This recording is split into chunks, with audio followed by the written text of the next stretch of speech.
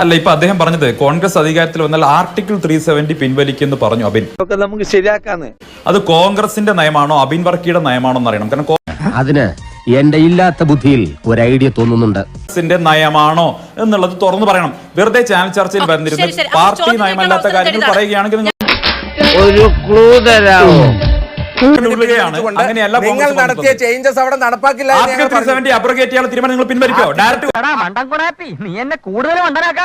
ഞങ്ങൾ എടുത്തു കളയും. അത് തന്നെയാ പറഞ്ഞേ. അത് കോൺഗ്രസിന്റെ നയമല്ല. അബിൻ തെറ്റായിട്ട് കാര്യം പറഞ്ഞു. അബിൻ ഇത് കോൺഗ്രസിന്റെ നയമല്ല.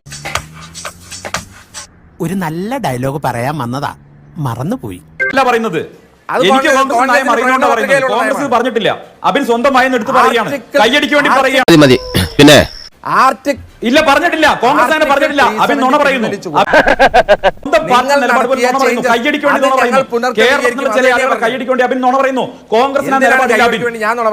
കലിപ്പ് തീരണില്ലല്ലേ? കോൺഗ്രസിന് നിലപാടില്ല. അബിൻ കള്ളം പറയുന്നു. അബിൻ ഉരുളണ്ട. ആർട്ടിക്കിൾ 370 അബ്രോഗേഷൻ ആട്ടാനായിട്ട് നീ ഉണ്ടായിട്ട് വേണ്ടടാ അണ്ണാച്ചി ചാമിയാൻ. അബിന് കോൺഗ്രസ് കോൺഗ്രസ് ഒരിക്കലും പറഞ്ഞിട്ടില്ല ആർട്ടിക്കിൾ 370 അബ്രോഗേറ്റ് കേട്ട് ഞാൻ മടുത്തു. രാജ്യത്ത് അല്ലല്ല, അങ്ങനെ പറഞ്ഞവര് തോറ്റ് തുന്നപാടുന്നേ. മാത്ത്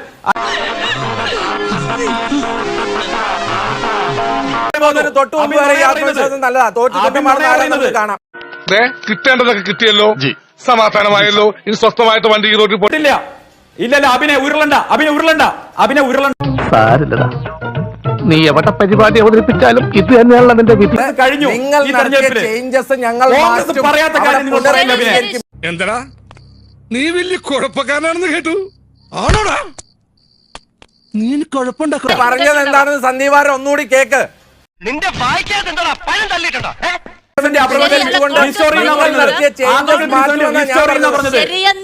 രക്ഷപ്പെടുത്താൻ നോക്കണ്ട. മതി നിർത്ത.